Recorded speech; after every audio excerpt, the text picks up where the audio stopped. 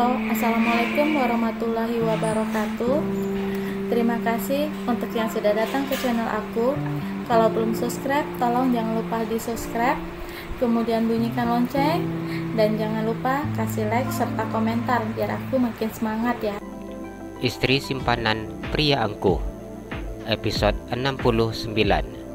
Banyak enggak boleh. Nadira terbangun ketika merasakan kecupan di keningnya. Ia membuka matanya secara perlahan-lahan dan memandang suaminya yang sudah berpakaian rapi. "Habi mau kemana?" tanya Nadira. "Habi mau ke kantor," jawab Arga tersenyum. "Kenapa pagi sekali?" Nadira memandang jam yang tertempel di dinding. "Rumah kita posisinya cukup jauh dari kantor, jadi Habi berangkatnya jam segini. Soalnya nanti ada rapat penting," jelas Arga. Nadira memandang suaminya dan menganggukkan kepalanya. "Habi bentar lagi ya berangkatnya," pinta Nadira. "Kenapa?" tanya Arga.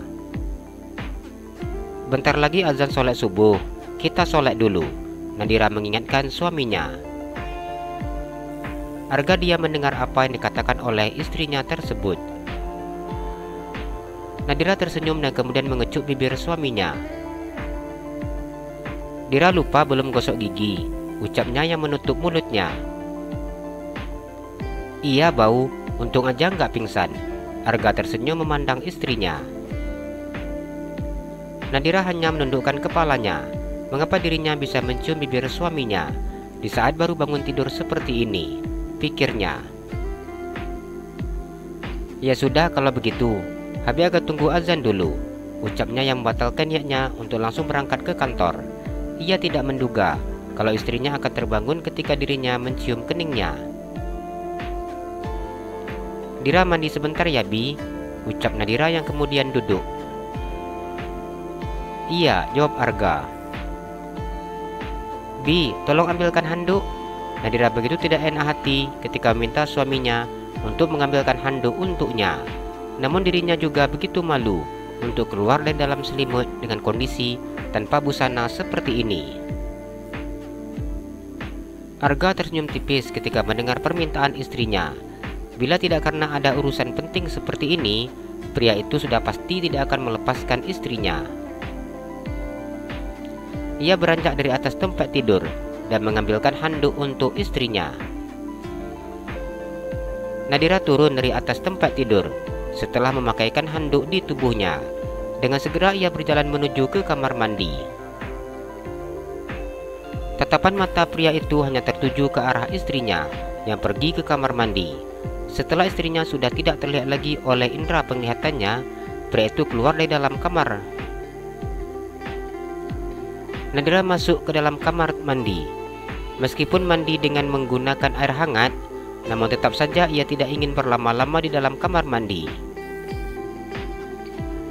Setelah selesai melakukan mandi besarnya, Nadira keluar dari dalam kamar mandi.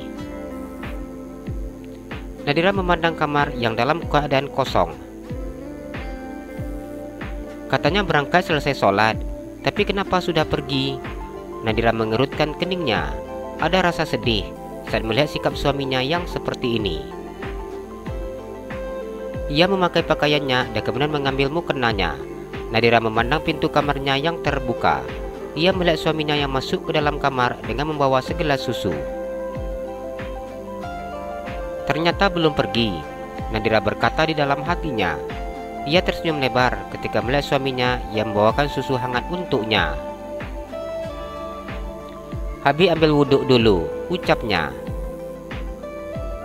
Nadira menganggukkan kepalanya. "Apa tadi sudah mandi besar?" tanya Nadira.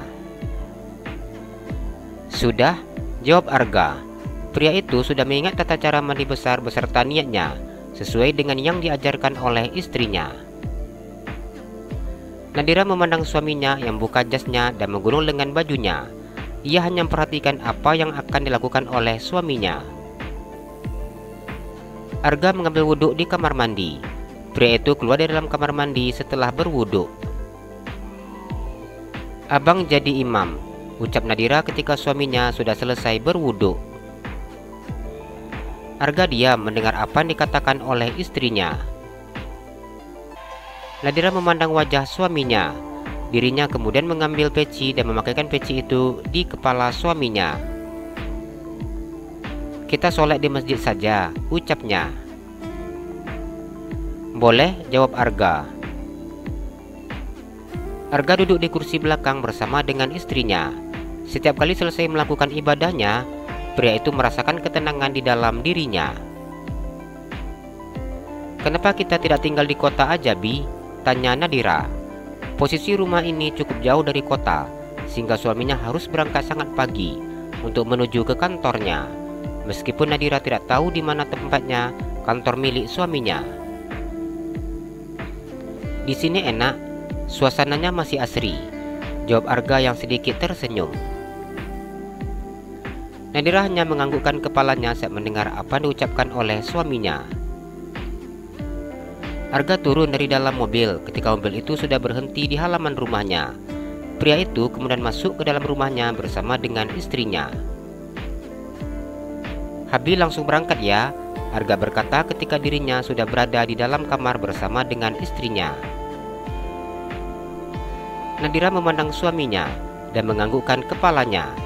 Ia memasangkan jas suaminya dan merapikan rambut suaminya. "Apa nanti Habi ke rumah sakit?" tanya Nadira.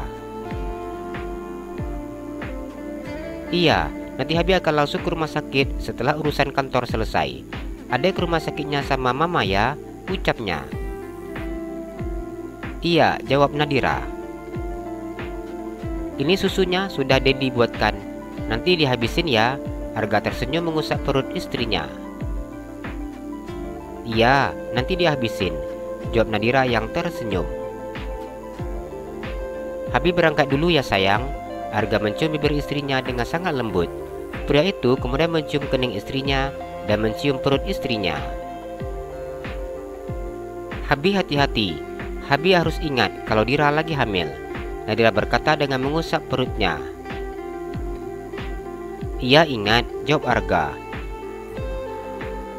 "Katanya kalau istri lagi hamil itu banyak enggak bolehnya, Bi."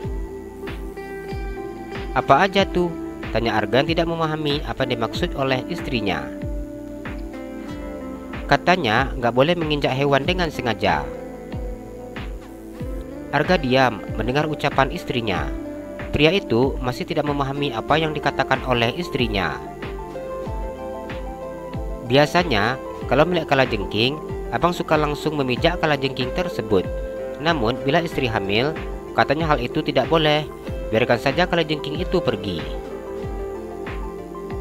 Atau misalnya saja, bila ada ular yang masuk ke dalam rumah, jangan diapa-apakan. Cukup dikeluarkan saja dari rumah, jelas Nadira. Arga tidak memahami maksud dari ucapan istrinya, hanya menganggukkan kepalanya. Nadira memegang tangan suaminya dan mencium tangan suaminya tersebut. Nadira begitu takut bila suaminya menghabisi orang lain. "Apalagi orang," ucap Nadira. Arga memandang istrinya. Ia mulai memahami apa yang dimaksud dari ucapan istrinya tersebut. Banyak hal yang tidak dipahami oleh istrinya mengenai dirinya, dan Arga lebih memilih istrinya tidak mengetahui tentang apapun. "Baiklah," ia tersenyum dan menarik hidung istrinya. "Apa abang gak mau sarapan dulu?" tanya Nadira ketika dirinya memegang tangan suaminya dan berjalan keluar dari dalam kamar. "Sarapannya nanti aja di kantor, jam segini masih kenyang." Nadira menganggukkan kepalanya ketika mendengar ucapan suaminya tersebut. "Di rumah baik-baik ya, jangan kecapean. Jangan banyak pikiran dan harus banyak istirahat. Nanti Habi akan minta supir untuk menjemput adik dan mama untuk ke rumah sakit," ucap Arga.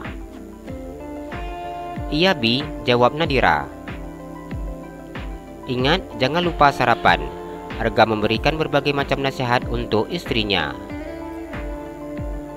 "Iya abang juga jangan lupa sarapan," ucap Nadira yang ingin ikut mengantar suaminya ke mobil. Sudah, sampai di sini aja. Habi turun sendiri. Arga mengusap kepala istrinya. Beneran, Dira nggak perlu antar sampai ke mobil? Iya, Arga mencium bibir istrinya. Habi hati-hati, ucap Nadira yang mencium punggung tangan suaminya. Assalamualaikum, ucap Arga. Nadira tersenyum ketika mendengar suaminya yang mengucapkan salam kepadanya. Waalaikumsalam, jawabnya. Nadira masuk ke dalam kamar setelah suaminya sudah tidak terlihat lagi oleh pandangannya. Hari ini Arga begitu sangat sibuk.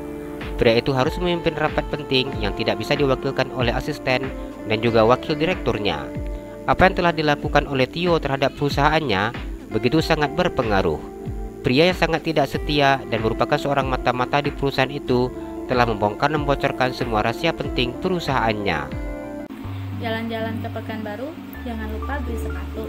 Kalau kamu suka channel aku, please subscribe aku. Terima kasih.